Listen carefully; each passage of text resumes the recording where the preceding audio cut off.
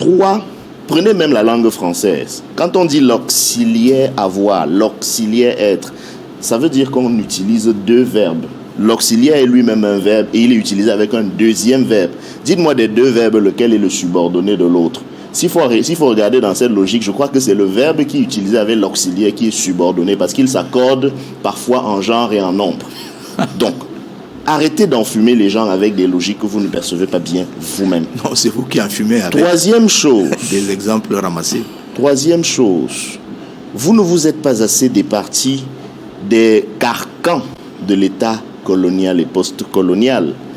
Vous considérez encore que l'opinion divergente est une infraction pénale. À l'époque, ça s'appelait la subversion.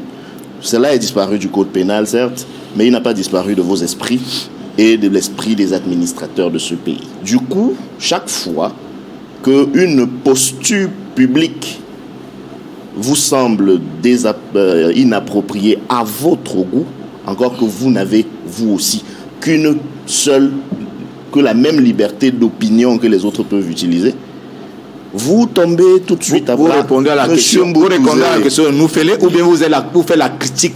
Joseph René, je vous en prie, permettez qu'il répondez à la question. Permettez qu'il aille jusqu'au bout pour qu'on comprenne le sens de ses propos. Voilà, je comprends. C'est extraordinaire. Maître Roland, vous avez la parole. Donc, son débat aujourd'hui, c'est... Joseph René, je vous en prie, respectez son temps de parole puisque vous avez réagi tout à l'heure. Oui, c'est vrai que reposez-le les questions qu'on vous... Je reste le modérateur de ce plateau. Okay. Vous respectez ma manière de diriger ce plateau. Merci, Joseph René. Roland, vous avez la parole. Pour votre compréhension, M. Noufele, je crois que le comportement de M. Mboutouzé, c'est exactement celui qu'il a vis-à-vis de l'administration. Il estime que vous êtes son auxiliaire. Il se croit obligé de vous demander de me poser les questions comme lui, il entend.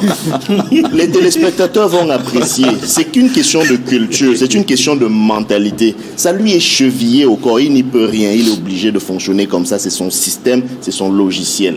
J'étais donc en train de vous dire... le troisième point, pour qu'on permette à d'autres de réagir. J'étais en train de dire, bon, mais c'est pas de ma faute si j'ai été interrompu. C'est pas de ma faute si je suis obligé de me répéter. Allez-y, Roland, vous avez la parole. Allez-y. Et donc, j'étais en train de dire que ce logiciel de la subversion est encore en place dans la technostructure de l'administration camerounaise qui croit devoir censurer et mater, parce que j'ai entendu M. Mboutouzé utiliser le mot mater tout à l'heure.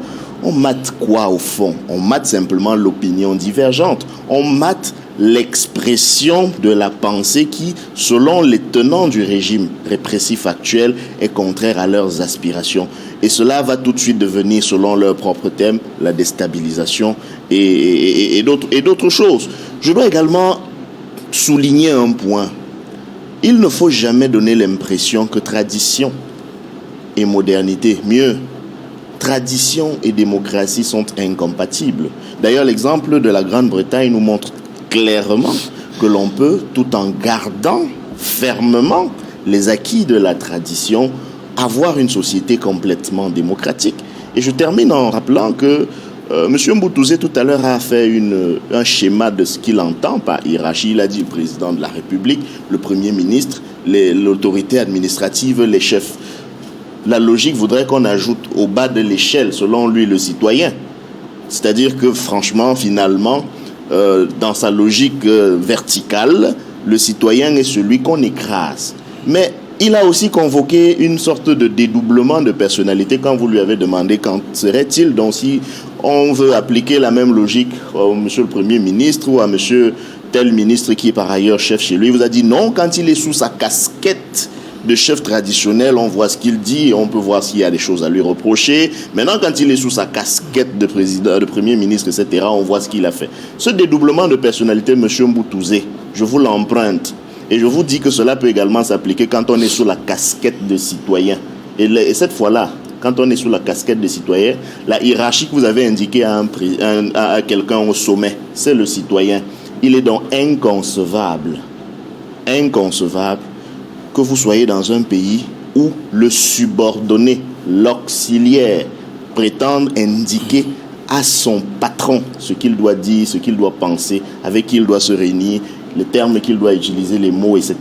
C'est une pratique des satrapies occidentales du Moyen-Âge que vous avez importée en Afrique. Vous avez mis les vêtements de la démocratie, ce que le professeur Achille Mbembe appelle fort à propos du reste, la démocrature, et vous essayez de vendre ça aux Camerounais au 21e siècle, en 2021, ça ne passera plus, monsieur.